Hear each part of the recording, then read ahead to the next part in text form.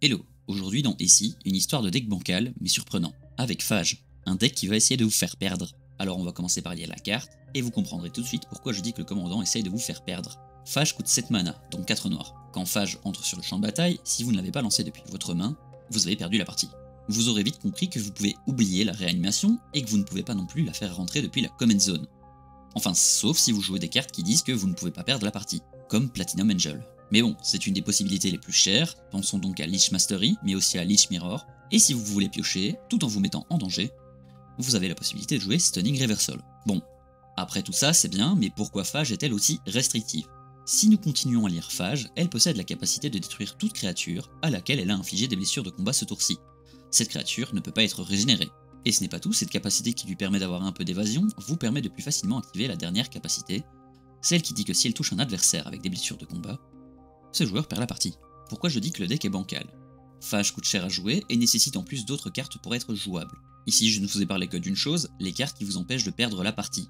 Mais vous pourrez vous servir ailleurs. En mono noir vous n'en avez qu'une à votre disposition, mais vous pouvez aussi jouer des cartes qui empêchent les entrées en jeu de se déclencher, grâce à Torpor Orb. Mais si vous jouez un deck contenant du blanc, vous rajouterez probablement Doorkeeper Trull, Hushbringer, Hushwing Griff et Tocatli Honor Guard. Mais de cette manière, Phage sera relégué dans votre deck et sera plus difficile à utiliser.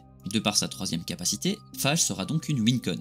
Et étonnamment, malgré une carte aussi effrayante dans votre Command Zone, Phage arrivera souvent à surprendre, grâce à Rock's Passage ou encore Doughty Embrace, qui la rendra dans la majorité des cas non bloquable, vu le peu de cartes jouées ayant Shadow. Ces cartes, vous les jouerez au tour où Phage pourra attaquer, et de cette manière, vos adversaires seront pris de court. Vous aurez aussi la possibilité de transformer Phage en Wincon automatique, mais pour ça, il faudra être en Esper et jouer Fractured Identity. Mais de nouveau, vous devrez reléguer Phage dans votre deck. Pour expliquer le combo, Fractured Identity exilera votre Phage, mais créera un token pour chacun de vos adversaires, qui recevront donc un trigger d'arrivée en jeu, et donc perdront la partie. Après, si ça vous amuse, il vous reste aussi le choix de perdre. Mais ça, c'est une autre histoire. Sur ce, on se retrouve dimanche pour une nouvelle vidéo. Et surtout, passez une bonne semaine. Merci d'avoir regardé la vidéo, n'hésite pas à laisser un like et un commentaire, et surtout, à t'abonner si tu ne l'es pas.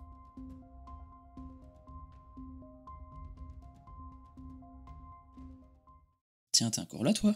Non, c'est parce qu'il n'y a pas grand chose à voir ici en fait. Enfin, sauf si tu cliques sur un de ces boutons. Merci, bisous.